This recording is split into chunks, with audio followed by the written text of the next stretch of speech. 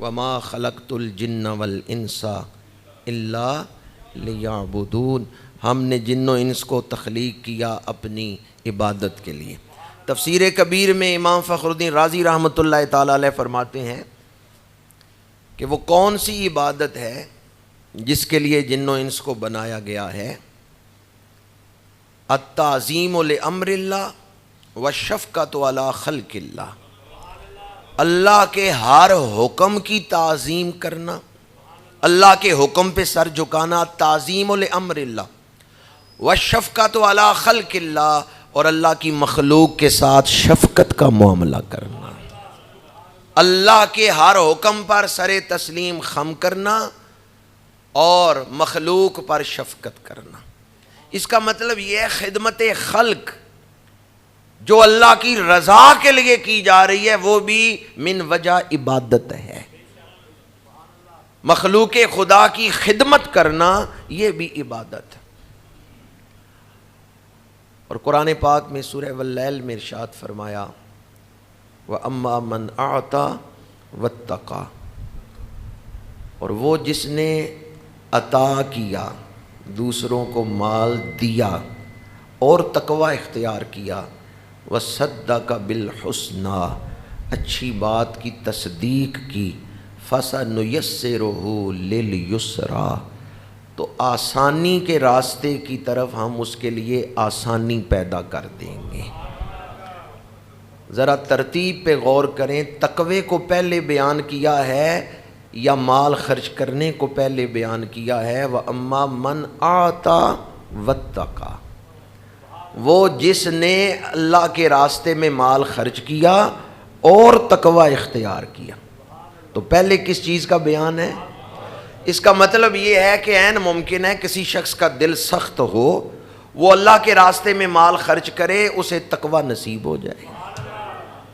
تو اللہ کے راستے میں مال خرچ کرنے سے اور نیکیوں کے دروازے کھل جاتے ہیں اور نیکیوں کی توفیق مل جاتی ہے۔ اس آیت میں جو ترتیب کلام ہے اس میں پہلے عطا کا ذکر ہے، بعد میں تقوی کا ذکر ہے۔ وَأَمَّا مَنْ أَعْطَى وَاتَّقَى وَصَدَّقَ بِالْحُسْنَى فَسَنُيَسِّرُهُ لِلْيُسْرَى، ہم چاہتے ہیں آسانیاں پیدا ہوں، مشکلات سے نجات ملے۔ قرآن پاک کا یہ مقام ہمیں بتا رہا ہے اگر آسانیاں چاہتے ہو دوسروں کے لیے آسانیاں پیدا کرو۔ ایک اصول ہے جو احادیث سے محدثین نے بیان کیا ہے، ہم میں سے ہر شخص یہ چاہتا ہے قیامت کے دن جب میں رب کے دربار میں پیش ہوں، اللہ مجھے معاف کر دے، اللہ میرے عیبوں پہ پردے ڈال دے، اور اللہ اپنے فضل سے مجھے اپنا قرب عطا کرے، اونچے درجے عطا کرے۔ بھئی عمل اس لائق نہیں، ہمارے اعتراف ہے، لیکن خواہش تو ہے نا کہ اللہ کا قرب مل جائے۔ ہم میں سے ہر شخص کی یہ خواہش ہے جب میں اللہ کے دربار میں پیش ہوں اللہ مجھے معاف کر دے، میرے عیبوں پہ پردے ڈال دے، اور اللہ مجھے اپنا قرب دے، اعلیٰ رتبہ اعلیٰ مقام عطا کر دے حشر کے میدان میں محض اپنے فضل سے۔ تو حدیث پاک ہے چاہتے ہو رب تمہارے عیبوں پہ پردہ ڈالے، تم دوسروں کے عیبوں پہ پردہ ڈالو۔ چاہتے ہو رب تمہیں معاف کر دے، تم دوسروں کو معاف کر دو۔ جو معاف کرتا ہے اسے معاف کیا جائے گا، جو دوسروں کے عیبوں پہ پردے ڈالتا ہے اللہ اس کے عیب پہ پردے ڈالے گا، اور جو دوسروں کے لیے آسانیاں پیدا کرتا ہے خوشی کا باعث بنتا ہے۔ ایک حدیث پاک میں ہے قیامت کے دن اللہ تعالیٰ ایک بندے سے فرمائے گا کیف حالک، میرے بندے تیرا حال کیسا ہے؟ وہ عرض کرے گا پروردگار تو جانتا ہے، تجھ سے نہ ظاہر چھپا ہے نہ باطن چھپا ہے، پر میں تو اس پر ہی بڑا خوش ہوں کہ میرے رب نے مجھ سے میرا حال پوچھا ہے۔ حشر کے میدان میں نفسا نفسی کے عالم میں اللہ تعالیٰ نے مجھ سے پوچھا بندے بتا تیرا حال کیا ہے، میں اس پر ہی بڑا خوش ہوں۔ پروردگار یہ عنایت میرے اوپر یہ میں اس لائق نہیں تھا کہ رب بندے سے پوچھے میرے بندے بتا تیرا حال کیا ہے. جو حال پوچھتا ہے اس نے خالی حال ہی نہیں پوچھنا ہوتا، حال بتانے والا دکھ بتائے تو پھر پوچھنے والا کوشش کرتا ہے دکھ دور کرنے کی. اور قادر مطلق حال پوچھے تو اس کا مطلب ہے وہ کرم کا دروازہ کھول رہا ہے. صحابہ نے عرض کیا یا رسول اللہ صلی اللہ علیہ وسلم اس بندے کا عمل کیا تھا کہ حشر کے دن اللہ اس سے حال پوچھے گا؟ میرے آقا کریم نے فرمایا وہ دنیا میں لوگوں کا حال پوچھتا تھا، تیمارداری کرتا تھا، لوگوں کے دکھ بانٹتا تھا. جو دنیا میں کسی سے پوچھ، ہمارے ہاں اکثر کہتے ہیں اور سناؤ کی حال ہے، یہ کوئی معمولی چیز نہیں ہے. اگر نیت کر لینا کہ میں اللہ کی رضا کے لیے دوسروں کا حال پوچھ رہا ہوں تو یہ حال پوچھنا بھی قیامت کے دن فائدہ دے گا. اگر کوئی شخص تکلیف میں ہو، مصیبت میں ہو، صبر کرے وہ بڑے اعلیٰ اجر کا مستحق ہے. دوسرا بندہ مصیبت میں نہیں، وہ جو مصیبت میں ہے اس کا حال پوچھتا ہے اور تسلی دیتا ہے. مثلا کسی کا بھائی یا کوئی عزیز فوت ہو گیا، آپ تعزیت کرنے جاتے ہیں اور کہتے ہیں صبر کرو، اللہ کا حکم تھا، سب نے دنیا سے جانا ہے. اس کو ڈھارس بندھاتے ہیں، پرسہ دیتے ہیں. تو جو ثواب تکلیف سے گزرنے والے کو مل رہا ہے وہی ثواب تعزیت کرنے والے کو عطا کیا جاتا ہے. جو ثواب مصیبت سے گزرنے والے کو دیا جاتا ہے وہی ثواب حال پوچھنے والے کو رب عطا کر دیتا ہے.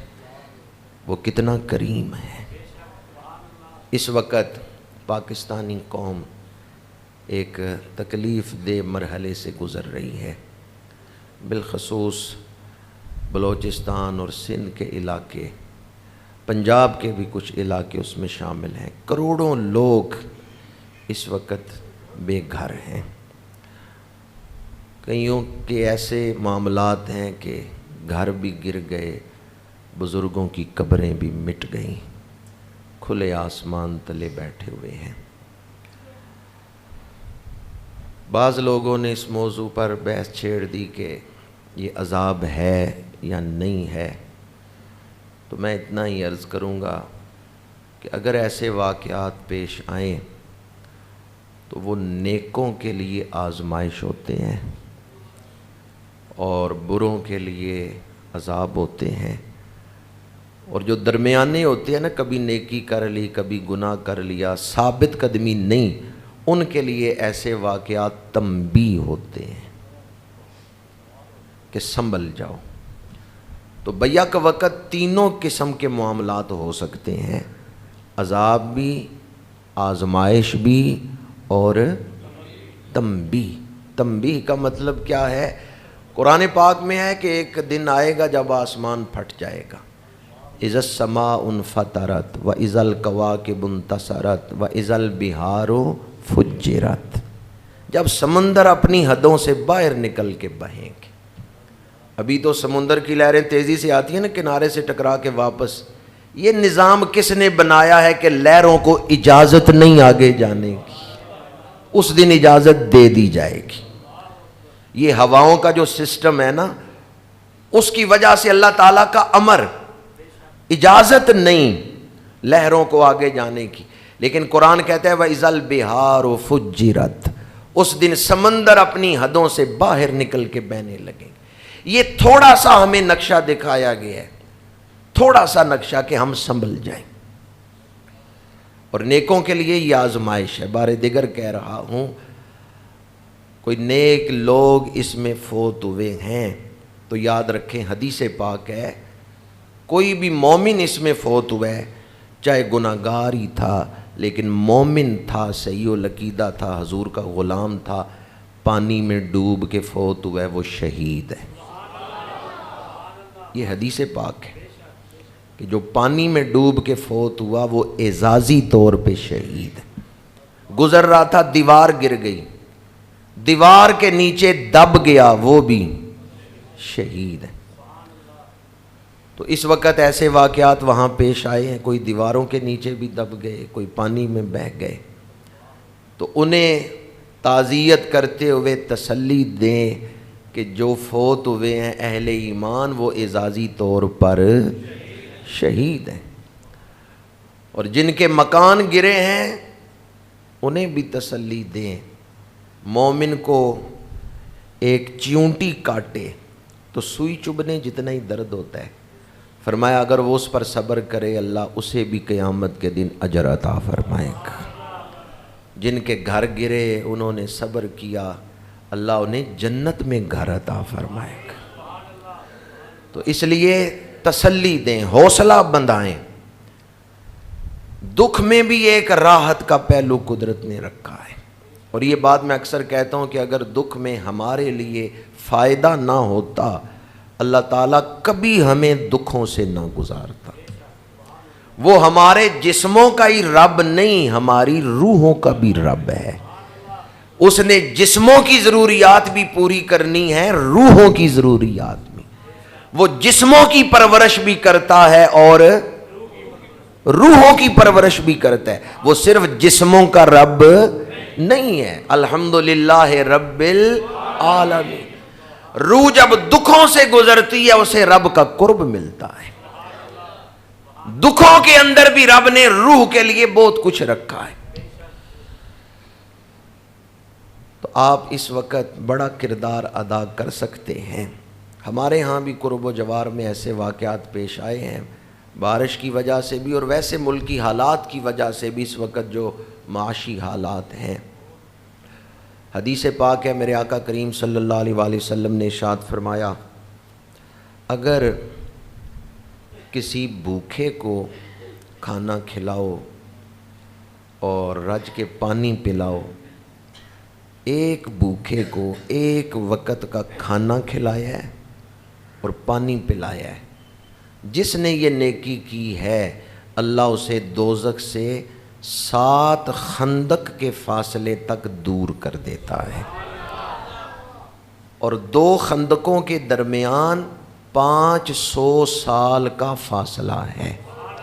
تو 7 خندقوں میں کتنا فاصلہ ہو گیا؟ 3500 سال. اب وہ خندقیں کتنی ہیں اس کا ذکر نہیں ہے کہ ان کا اپنا فاصلہ کتنا ہے.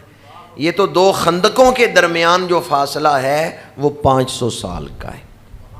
تو جس نے بھوکے کو ایک وقت کا کھانا کھلایا، یہ کھانا کھلانا ہی دوزخ سے بچنے کا باعث بن جائے گا. اور ایک حدیث پاک میں ہے دوزخ سے بچو چاہے ایک کھجور کے ذریعے. یعنی عین ممکن ہے کسی بھوکے کو آپ ایک کھجور دے دیں اور یہ ایک کھجور ہی قیامت کے دن بخشش کا باعث بن جائے. بڑی مشہور حدیث پاک ہے، قیامت کے دن اللہ تعالیٰ ایک بندے سے پوچھیں گے میں بیمار تھا تو نے میری عیادت نہیں کی. بندہ عرض کرے گا پروردگار تو بیمار ہونے سے پاک ہے. اللہ کریم فرمائے گا میرا فلاں بندہ بیمار تھا تو نے اس کی عیادت نہیں کی. اگر اس کی عیادت کرتا میرا قرب پا لیتا. تو بندوں کی عیادت کرنا اللہ کے قرب کا ذریعہ، رب کو پانا. اللہ فرمائے گا میں بھوکا تھا تو نے مجھے کھانا نہیں کھلایا. یا اللہ تو بے نیاز ہے، ضرورتوں سے پاک ہے، تو عطا کرتا ہے، تو کیسے بھوکا ہو سکتا ہے؟ اللہ تعالیٰ فرمائے گا تیرے فلاں قربت والوں میں یا محلے والوں میں فلاں شخص بھوکا تھا، تو نے اس کو کھانا نہیں کھلایا. اگر کھانا کھلاتا تو میرا قرب پا لیتا. حدیث طویل ہے، اس کا پیغام اور مفہوم یہی ہے کہ بندوں کے ساتھ معاملات کرنا، خدمت خلق کرنا، یہ اللہ کے قرب کا ذریعہ ہے، اور نہ کرنا اللہ کی ناراضگی کا باعث ہے. قیامت کے دن پوچھا جائے گا کہ تو کر سکتا تھا اور تو نے کیوں نہیں یہ کام کیا. میں نے شروع میں تمہیداً آپ کے سامنے یہی بات عرض کی کہ جس معاشرے میں ہم رہتے ہیں اس معاشرے کے بھی ہمارے اوپر کچھ حقوق ہیں. گھر کی صفائی بھی ہم کرتے ہیں، کبھی سال 2 سال بعد وائٹ واشنگ، چونا بھی کرواتے ہیں، پینٹ بھی کرواتے ہیں، گھر صاف ستھرا رہے۔ تو گھر کا خیال آپ رکھتے ہیں، معاشرے کا خیال کیوں نہیں رکھتے؟ معاشرے کے بھی حقوق ہیں ہمارے اوپر، اگر ہم ان معاشرتی حقوق کو ادا کریں گے تو ایک اچھا معاشرہ بنے گا۔ اگر ہر شخص کانٹے ہی بچھائے گا تو پھر یہ معاشرہ کانٹوں والا معاشرہ بن جائے گا، اور ہر شخص اگر پھول نہیں بکھیر سکتا تو کم از کم کانٹے تو نہ بکھیرے۔ پہلی وحی جب میرے آقا کریم صلی اللہ علیہ وآلہ وسلم پہ نازل ہوئی اور آپ پہلی وحی لے کے گھر تشریف لائے ہیں، پہلی نعت جو ام المومنین نے پڑھی ہے اس میں حضور کا معاشرتی کردار بیان کیا ہے۔ جب میرے آقا کریم نے فرمایا میرے اوپر وحی نازل ہوئی ہے اور بہت بڑا امر میرے سپرد کیا گیا ہے، نبی تو آپ ماں کے پیٹ میں بھی تھے، نبی تو آپ ماں کی گود میں بھی تھے، لیکن اب حکم ہوا ہے اعلان نبوت کا۔ ام المومنین عرض کرتی ہیں واللہ لا یخزیک اللہ ابدا، یا رسول اللہ کوئی فکر نہ کریں، آپ کا رب آپ کو کبھی تنہا نہیں چھوڑے گا۔ آگے جو انہوں نے نعت پڑھی ہے اس کا ترجمہ میں بعد میں آپ کو سناتا ہوں، لیکن یہ جو ام المومنین فرما رہی ہیں آپ کا رب آپ کو کبھی تنہا نہیں چھوڑے گا، اس کا مطلب یہ ہے آپ نے کبھی لوگوں کو تنہا نہیں چھوڑا، دکھوں میں ان کے ساتھ کھڑے ہوئے ہیں۔ انک لتصل الرحمہ، آپ صلہ رحمی کرتے ہیں، آپ ٹوٹے ہوئے رشتوں کو جوڑتے ہیں، آپ بیواؤں یتیموں اور مسکینوں کی مدد کرتے ہیں، آپ مہمان نوازی کرتے ہیں، اور آپ ہر حقدار کو اس کا حق دیتے ہیں۔ یا رسول اللہ آپ لوگوں کے ساتھ اچھا سلوک کر رہے ہیں، صلہ رحمی، مہمان نوازی، رشتے نبھانا، اور جو کمزور لوگ ہیں بیوائے یتیمیں مساکین ان کو آپ مدد کرتے ہیں، کماتے آپ ہیں اور یتیموں کی جیب میں ڈالتے ہیں۔ یا رسول اللہ آپ کا رب کبھی آپ کو تنہا نہیں چھوڑے۔ تو پہلی گواہی جو آپ کے کردار کی دی ہے ام المومنین نے، وہ کس حوالے سے ہے؟ معاشرتی کردار کے حوالے سے۔ آپ کے وجود سے لوگوں کو نفع مل رہا ہے۔ ویسے تو حضور کے وجود پاک سے جو نفع ہے اس کو کما حق کو کوئی بیان ہی نہیں کر سکتا۔ وما ارسلناک الا رحمت للعالمین، نفع پا رہے ہیں آپ کے وجود سے۔ لیکن اس نعت میں جو بیان ہوا ہے وہ نفع کے چند خاص پہلو بیان ہوئے ہیں جو عام لوگوں کے لیے بھی اسوہ حسنہ ہے کہ یہ چیزیں اپناؤ، ورنہ کچھ تو حضور کی ذات کے ساتھ ایسے منافع منسوب ہیں اور موجود ہیں جو اور دوسروں سے حاصل ہی نہیں ہو سکتے۔ تو اس لیے چند ایک وہ بیان کیے گئے جو ہمیں اپنانے چاہیے، صلہ رحمی اور رشتے نبھانا۔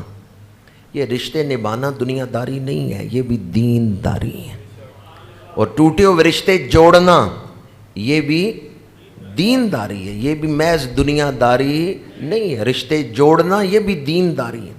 ام المومنین نے جو پہلی نعت پڑھی ہے اس میں 5 چیزوں کا بیان ہے، اور اس میں حضور کا معاشرتی کردار بیان کیا ہے، خاندان میں بھی اور پورے معاشرے میں بھی۔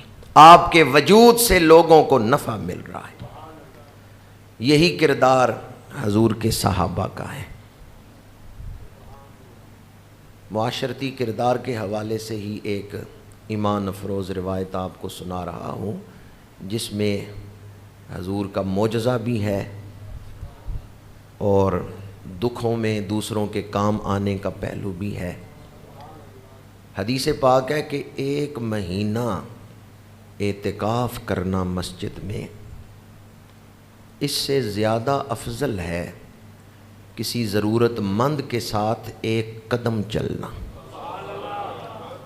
اگر کوئی ضرورت مند آ جائے اور کہے کہ میرے ساتھ آپ فلاں جگہ چلیں میرا کام ہو جائے گا، تو اس جائز کام کے لیے ضرورت مند کی ضرورت پوری کرنے کے لیے اس کے ساتھ چلتے ہوئے جو آپ قدم اٹھا رہے ہیں، ایک قدم ایک مہینے کے اعتکاف سے زیادہ فضیلت رکھتا ہے۔ حضرت عبداللہ بن عمر رضی اللہ تعالیٰ عنہ کے بارے میں ہے کہ وہ اعتکاف بیٹھے ہوئے تھے اور حرم میں اعتکاف بیٹھے ہوئے تھے، مکہ شریف، وہاں ایک نماز 1,00,000 نمازوں کے برابر، وہاں اعتکاف بیٹھے ہو تو وہاں ایک اعتکاف کا کتنا ثواب ہوگا۔ ایک ضرورت مند آ گیا اور آپ اس کے ساتھ چل پڑے ہیں۔ جو دوسرے معتکفین تھے انہوں نے کہا آپ تو اعتکاف بیٹھے ہوئے ہیں، آپ کدھر جا رہے ہیں؟ انہوں نے فرمایا ہاں مجھے پتہ ہے میں اعتکاف بیٹھا ہوا تھا، پر ضرورت مند کی ضرورت پوری کرنا یہ ایک مہینے کے اعتکاف سے زیادہ فضیلت رکھتا ہے۔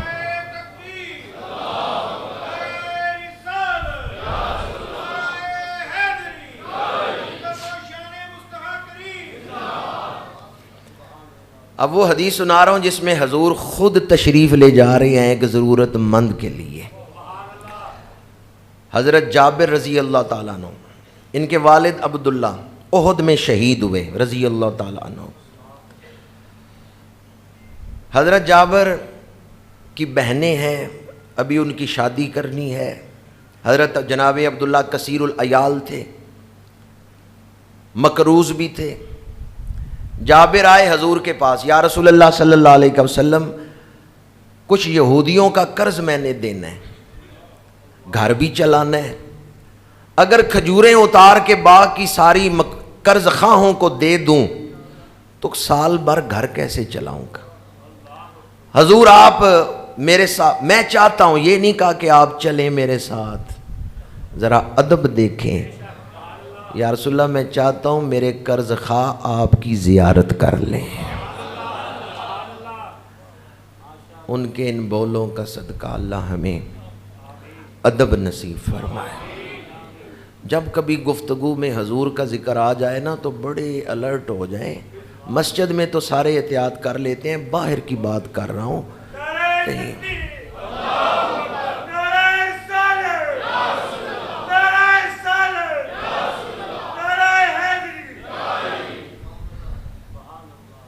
درود شریف پیش کریں گے۔ صلاۃ والسلام علیک یا رسول اللہ۔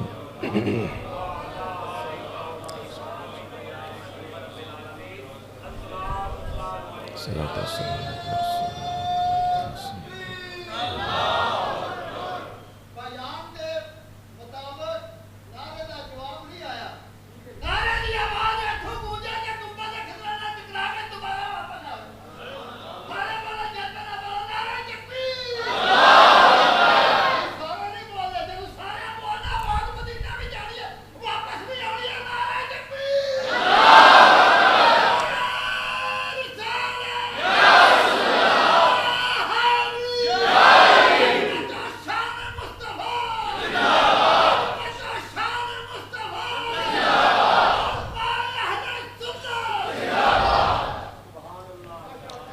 حضرت جابر رضی اللہ تعالیٰ عنہ عرض کرتے ہیں یا رسول اللہ صلی اللہ علیہ وسلم میں یہ چاہتا ہوں میرے قرض خواہ آپ کی زیارت کر لیں۔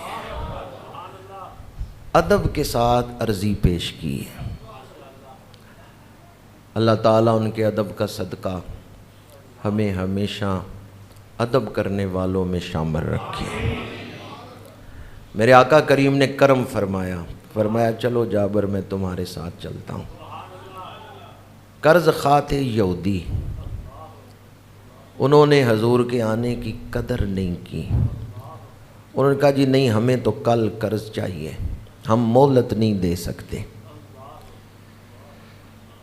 بعض شارحین نے لکھا ہے میرے آقا کریم کے آنے کی جب انہوں نے قدر نہیں فرمائی اور کہتے ہیں جی نہیں ہم مہلت نہیں دے سکتے، آپ کل ہی ہمیں قرض واپس کریں۔ میرے آقا کریم نے فرمایا جابر چلو واپس چلتے ہیں۔ جابر عرض کرتے ہیں یا رسول اللہ صلی اللہ علیہ وسلم اگر میں ساری کھجوریں اتار کے انہیں دے دوں قرض پھر بھی پورا نہیں ہوگا، اور اگر میں سارا پھل انہیں دے دوں گا تو گھر کیسے چلاؤں گا، بہنیں ہیں، کثیر العیال ہوں۔ میرے آقا کریم نے فرمایا جابر واپس چلو، کل ہم ان کا قرض پورا کر کے دیں گے۔ اب ذرا جلال نبوت دیکھیں۔ دوسرے دن حضور نے فرمایا جابر ساری کھجوریں اتار کے ڈھیری لگا دو اور تول لو کہ کتنی کھجوریں ہیں۔ انہوں نے کھجوریں تول لی ہیں۔ میرے آقا کریم تشریف لائے ہیں، فرمایا قرض خواہوں کو بلاؤ، نبوت کے ہاتھوں سے برتن بھر بھر کے دے رہے ہیں۔ ہاتھ جس سمت اٹھا غنی کر دیا، موجے بحر سماحت پہ لاکھوں سلام۔ سارے قرض خواہوں کے برتن بھر گئے، جو جو ان کی ڈیمانڈ تھی پوری ہو گئی۔ میرے آقا کریم نے فرمایا جابر کوئی قرض خواہ رہ تو نہیں گیا؟ یا رسول اللہ سب کا قرض پورا ہو گیا ہے۔ میرے آقا کریم اٹھے، فرمایا وزن کر لو کھجوریں گھٹ تو نہیں گئی؟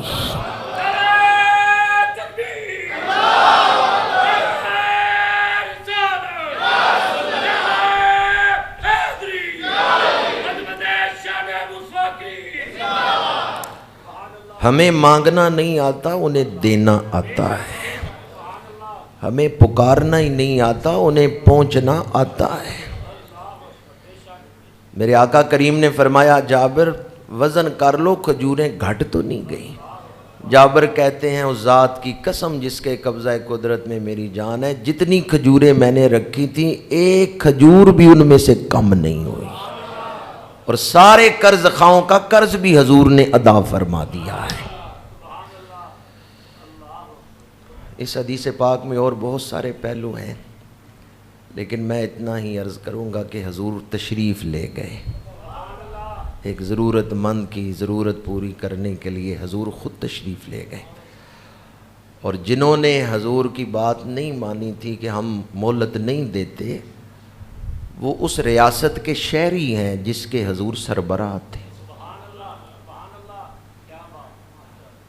انہیں سرکاری طور پہ بھی مجبور کیا جا سکتا تھا اگر کوئی ایسا بادشاہ ہوتا جس طرح کے ایران یا روم میں اس وقت بادشاہتیں تھیں، پر میرے آقا کریم نے دنیا کے سامنے جہاں ایک طرف اپنی سخاوت کا اظہار فرمایا ہے، ہاتھوں کی برکت کا اظہار فرمایا ہے، وہیں دوسری طرف مدینہ کی ریاست میں شہری کی حریت فکر کو بھی بیان کر دیا ہے کہ انہیں آزادی حاصل ہے۔ یہاں بادشاہت جس طرح روم اور ایران میں بادشاہتیں تھیں اس طرح کا نظام نہیں ہے۔ میرے آقا کریم صلی اللہ علیہ وآلہ وسلم نے انسانیت کا سر فخر سے بلند فرمایا ہے۔ آپ محسن انسانیت ہیں۔ منگتا تو ہے منگتا کوئی شاہوں میں بتا دو، جس کو میری سرکار سے ٹکڑا نہ ملا ہو۔ آتا ہے فقیروں پہ انہیں پیار کچھ ایسا، خود بھیک دیں اور خود کہیں منگتے کا بھلا ہو۔ میرے آقا کریم صلی اللہ علیہ وآلہ وسلم، میرے کریم سے گر قطرہ کسی نے مانگا، دریا بہا دیے ہیں در بے باد۔ فیض ہے یا شہ تسلیم نرالا تیرا، آپ پیاسوں کے تجسس میں ہے دریا تیرا، آپ پیاسوں کے تجسس میں ہے دریا تیرا۔ تو میرے آقا ان کا کرم پھر ان کا کرم ہے، ان کے کرم کی بات نہ پوچھو۔ جو آیت میں نے خطبہ میں پڑھی اس میں نبیین کا، ماشاءاللہ نبیین کا لفظ بھی آیا ہے، اور آج 2 ستمبر ہے، تو نبیین کے لفظ کے حوالے سے یہ نکتہ بھی عرض کر رہا ہوں، حضور کی شان بیان کر رہا ہوں، تو یہ بات بھی میں فرض منصبی سمجھتا ہوں کہ آپ کے سامنے بیان کروں، اس منبر کا فرض سمجھتا ہوں۔ میرے آقا کریم نے ارشاد فرمایا فضلت علی الانبیاء بست، مسلم شریف میں حدیث پاک ہے، اللہ نے مجھے نبیوں پر 6 خاص فضیلتیں عطا فرمائی ہیں۔ اوتی تو جوامع الکلم، تھوڑے لفظوں میں زیادہ بات بیان کرنے کا ملکہ اللہ نے مجھے عطا فرمایا ہے۔ वनुसिरतु बिर्रुब, अल्लाह ने मुझे रोब अता फरमाया है। वउहिल्लत लियल गनाइम, और अल्लाह ने मेरे लिए माले गनीमत हलाल किया है। वजुइलत लियल अर्दु मस्जिदम व तुहूरा, और अल्लाह ने मेरे लिए सारी ज़मीन को पाक कर दिया है और पाक करने वाला बना दिया है। कहीं भी नमाज पढ़ी जा सकती है, जो साफ़ सुथरी जगह हो वहाँ नमाज पढ़ी जा सकती है। पहले नबी सिर्फ मस्जिदें बना के वहाँ नमाज पढ़ते थे, अब सारी ज़मीन मस्जिद बना दी गई। व तुहूरा, पहली उम्मतों में मिट्टी से तयम्मुम की इजाज़त नहीं थी, अब मिट्टी पाक करने वाली बन गई है। 4 शानें हो गई। 5वीं शान, व उरसिलतु इलल खल्क़ि काफ़ा, अल्लाह ने मुझे तमाम मखलूकात की तरफ रसूल बना के भेजा है।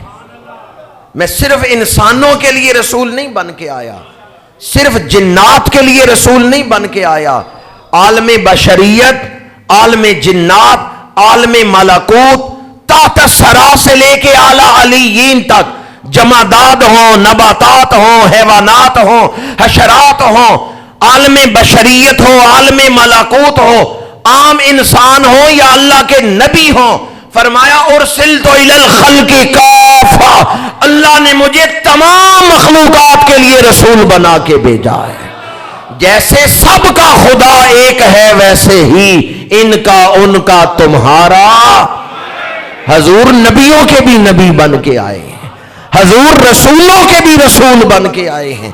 पत्थर भी हजूर का कलमा पढ़ते हैं, दरख्त भी हजूर पे दरूद भेजते हैं। उंगली उठाएं तो चांद हुक्म मानता है, दुआ के लिए हाथ उठाएं डूबा हुआ सूरज पलट आता है। पत्थर को हुक्म दे पानी पे तैरने लगता है, दरख्त को हुक्म दे जमीन पे दौड़ने लगता है। दुश्मन की बंद मुट्ठी में कंकरियां कलमा पड़ने लगती हैं। और सिलतो इलल खल्क़ि काफ़ा, मेरे आका करीम ने एक गोह को हुक्म दिया, ए गोह ये बता मैं कौन हूं। जानते हैं ना गोह किसे कहते हैं? ये छपकिली से थोड़ा सा बड़ा जानवर है। एक अरब ने उसे शिकार किया है और हजूर के सामने मुर्दा गोह फेंकी, और फेंकने वाला उस वक्त मुसलमान नहीं था। उसने कहा अगर ये गोह गवाही दे दे तो मैं आपका कलमा पढ़ लूंगा, ये मुर्दा गोह जिंदा हो जाए तो मैं कलमा पढ़ लूंगा। मेरे आका करीम ने निगाह फरमाई, मुर्दा गोह जिंदा हो गई।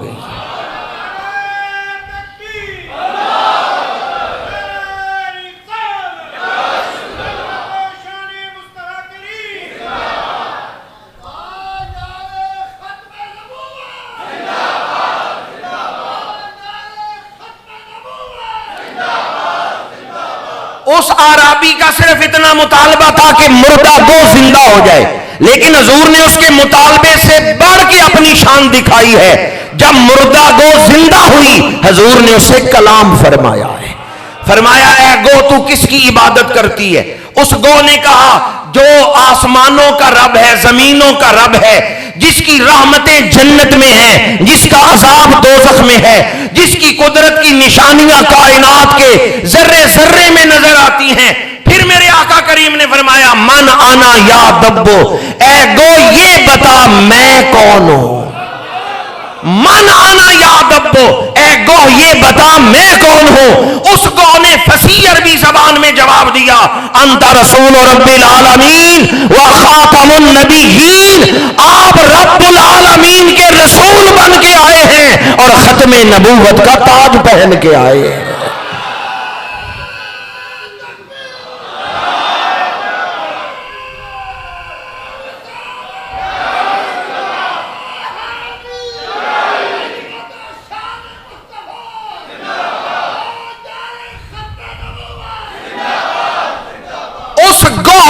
सिर्फ नबूवत नहीं बयान की, उसने खत्मे नबूवत को बयान फरमाया है। अंता रसूल रब्बिल आलमीन व खातमुन नबिय्यीन, या रसूल अल्लाह आप रब्बुल आलमीन के रसूल बन के आए हैं और ताजदारे खत्मे नबूवत बन के आए हैं। क्या खबर कितने तारे खिले छुप गए, पर न डूबे न डूबा, पर न डूबे न डूबा। कयामत तक अब कोई और नबी पैदा नहीं होगा। جو حضور کی آمد کے بعد اب کسی اور کی نبوت مانے، چاہے ذلی، چاہے بروزی، چاہے تشریح، چاہے غیر تشریحی، وہ دائرہ اسلام سے خارج ہے۔ اور جو اس کافر کو کافر نہ سمجھے، اس نے بھی اپنا ایمان ختم کر دیا ہے۔ ختم نبوت کا عقیدہ ضروریات دین میں سے ہے۔ 90 سال محنت کے بعد 7 ستمبر 1974 کو پاکستان کی قومی اسمبلی میں یہ بل پیش ہوا۔ ویسے اس سے پہلے بھی کوشش ہو رہی تھی پاکستان بننے سے پہلے بھی کہ سرکاری سطح پر جو قرآن اور حدیث کا اعلان ہے وہ کیا جائے، لیکن کسی ملک میں یہ اعلان سرکاری سطح پہ نہیں ہو سکا۔ کوشش ہوتی رہی۔ پچھلے جمعۃ المبارک پہ بھی میں نے بیان کیا تھا کہ 25 اگست 1900 کو لاہور میں تاجدار گولڑا، امیر ملت اور دیگر مشائخ کے ساتھ مرزے کا مناظرہ تھا، لیکن وہ آیا نہیں ہے۔ تو کتابیں اس سے پہلے علماء لکھ چکے تھے، حق کو حق اور باطل کو باطل واضح کر چکے تھے کہ حق کیا ہے اور باطل کیا ہے۔ پاکستان بنا تو اس وقت مرزائیوں نے کوشش کی کہ بلوچستان مرزائیوں کا ملک بنے، لیکن بلوچستان مرزائیوں کا الگ ملک نہیں بن سکا۔ انہوں نے کہا پھر ہمارا 2 شرطیں ہیں، یا تو بلوچستان ہمیں دے دو یا پھر ہمارا وزیر خارجہ مقرر کرو۔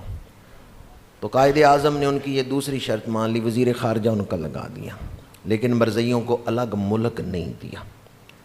ان کا خیال یہ تھا کہ جب پاکستانی حکومت کا وزیر خارجہ ہمارا ہوگا تو ہم اپنے ترجیحات کے مطابق اپنی خارجہ پالیسی بنائیں گے اور دیگر ملکوں میں مرزائیت کو کامیاب کروائیں گے۔ اس کا انہوں نے فائدہ اٹھایا ہے۔ جو وزیر خارجہ ان کا بنا، پوری دنیا میں انہوں نے اس کا فائدہ اٹھایا ہے، لیکن قائد اعظم نے ان کو الگ ملک نہیں بنانے دیا۔ 1954 میں 10,000 کے قریب پاکستانی شہید ہوئے ہیں اسی عقیدہ ختم نبوت پر، جب کراچی میں اسی بدبخت وزیر خارجہ نے ختم نبوت کے حوالے سے حضور کی بیعت بھی کی۔ قادیانیت اسلام سے بغاوت کا نام ہے، قادیانیت رسول اللہ کے ساتھ دشمنی کا نام ہے، اور یہ 1954 کا ہی واقعہ ہے۔ دامن وقت میں گنجائش نہیں، پھر کبھی انشاءاللہ آپ کے سامنے اس کو بیان کروں گا۔ 1974 میں پاکستان کی قومی اسمبلی میں انہیں پورا موقع دیا گیا کہ تم اپنے آپ کو مسلمان ثابت کرو۔ اب انہوں نے مسلمان ثابت کرنے کا طریقہ کیا اپنایا کہ ماتھے پہ پٹیاں باندھ کے لائے جن پہ لکھا ہوا تھا لا الہ الا اللہ محمد الرسول اللہ۔ جب حضور کا ذکر کرتے تو سر بھی جھکاتے صلی اللہ علیہ وآلہ وسلم۔ یہ اسمبلی میں تقریر کرتے تھے مرزائی، یعنی انہوں نے ظاہراً پورا ایسا سامان کیا کہ دیکھنے والا سمجھے یہ تو بہت بڑے عاشق ہیں رسول اللہ کے۔ سفید پگڑیاں بھی باندھ کے آئے۔ جنہوں نے اسمبلی میں تقریریں کرنی ہیں مرزائیوں کی طرف سے اور ثابت کرنا ہے مرزائیوں کو مسلمان، حضور کا نام آتا ہے سر جھکا لیتے ہیں، درود شریف پڑھتے ہیں، سینے پہ ہاتھ بھی رکھتے ہیں، ماتھے پہ پٹیاں بھی باندھی ہوئی ہیں لا الہ الا اللہ محمد الرسول اللہ صلی اللہ علیہ وآلہ وسلم۔ ہمارے علماء فرماتے ہیں ان کی یہ ساری چیزیں دیکھ کے ہم نے کہا کہ جو مرضی ہے یہ طریقہ اپنا لیں، جب تک مرزے کی کتابوں میں اس کی عبارتیں موجود ہیں یہ اس ملمہ سازی میں اپنے آپ کو چھپا نہیں سکتے۔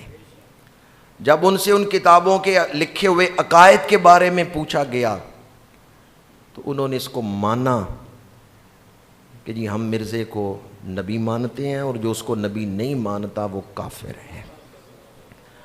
وہ قومی اسمبلی کے فلور پہ اپنے آپ کو مسلمان ثابت نہیں کر سکے، انہیں موقع دیا گیا ہے لیکن وہ اپنے آپ کو مسلمان ثابت نہیں کر سکے۔ پھر قرآن اور حدیث کے مطابق یہ آئین کی شک بن گئی کہ جو حضور کو آخری نبی نہیں مانتا وہ مسلمان نہیں۔ سب سے پہلے بنتا ہے آئین. آئین سے قانون سازی ہوتی ہے، پھر قانون سازی پہ عمل درآمد ہوتا ہے. تو آئین بنانے کا اور قانون بنانے کا مقصد پورا ہوتا ہے. 74 میں آئین بنا، 10 سال قانون سازی نہیں ہو سکی. 1984 میں پھر قانون سازی ہوئی ہے کہ مرزئی اسلامی شعار نہیں استعمال کر سکتے.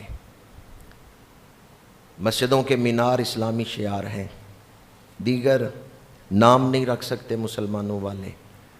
کلمہ طیبہ یہ جو پڑھتے ہیں لا الہ الا اللہ محمد الرسول اللہ صلی اللہ علیہ وآلہ وسلم، اس میں مرزئیوں نے جو ذہن بنایا لفظ محمد کے حوالے سے، جو کلمے میں لفظ آتا ہے، مرزے کی کتابوں میں پڑھ کے آپ دیکھ لیں.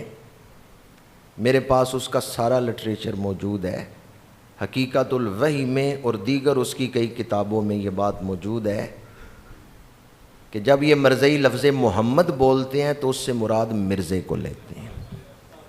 کہتے ہیں 2 محمد دنیا میں آنے تھے، ایک مکے میں آئے ہیں اور معاذ اللہ ثم معاذ اللہ دوسرے سے مراد وہ قادیان والے کو لیتے ہیں. اور اس قدر کفریہ اور ان کا غلیظ عقیدہ ہے، کہتے ہیں یہ جو قادیان میں آئے ہیں یہ اکمل ہیں، یعنی حضور کی بارگاہ میں نقص منسوب کر رہے ہیں. یہ بات بھی بہت کم لوگوں کو پتہ ہوگی کہ اگر مرزئی پڑھے نا کہ میں مرزئی ہوں اور پھر کہے لا الہ الا اللہ محمد رسول اللہ صلی اللہ علیہ وآلہ وسلم، تو اس پر 295 کا پرچہ ہوتا ہے کہ اس نے حضور کی بے ادبی کی، اس نے حضور کی گستاخی کی، کیونکہ وہ لفظ محمد بول کے کس کو مراد لے رہے ہیں. 74 میں قانون بنا، 74 میں آئین بنا اور 84 میں قانون سازی ہوئی، لیکن عمل درآمد 2022 میں بھی نہیں ہو رہا. ابھی تک عمل درآمد نہیں ہو رہا. کسی جگہ پہ ہو رہا ہے عمل درآمد. ارتدادی قوتیں جو ہیں وہ تیزی سے مرزیت کو پھیلانے میں مصروف ہیں، اور ہم نے یہ سمجھا کہ بس 74 میں ہمارے بزرگوں نے جو کام کیا وہی مکمل ہو گیا. آج بھی ضروری ہے کہ ہم شعور پیدا کریں. مسیلمہ کذاب جس نے حضرت صدیق اکبر کے دور میں اعلان نبوت کر کے مسلمانوں کو مرتد بنانے کی تحریک شروع کی تھی، حضرت صدیق اکبر نے تو اسے واصل جہنم کر دیا، امت کو بچایا، لیکن اس کے مشن کو لے کے آج بھی مرزئی چل رہے ہیں. ہمیں اپنی اولادوں کو اپنے عقائد سکھانے چاہیے اور عقیدے کی حفاظت کے لیے اپنی اولادوں کی فکر کرنی چاہیے کہ ان کے دوست کون سے ہیں اور ان کے معاملات کیسے چل رہے ہیں. فتنہ تیزی سے پھیل رہا ہے اور ہم خواب غفلت میں پڑے ہوئے ہیں. آج بھی اگر ہم حضور سے وفا کا عہد کریں تو اقبال ایک الہامی مضمون باندھتے ہوئے ہمیں یہ بشارت دیتے ہیں کہ محمد سے وفا تو نے تو ہم تیرے ہیں، یہ جہاں چیز ہے کیا لوح و قلم تیرے ہیں. میں ان الفاظ پر ہی گفتگو کو سمیٹتا ہوں.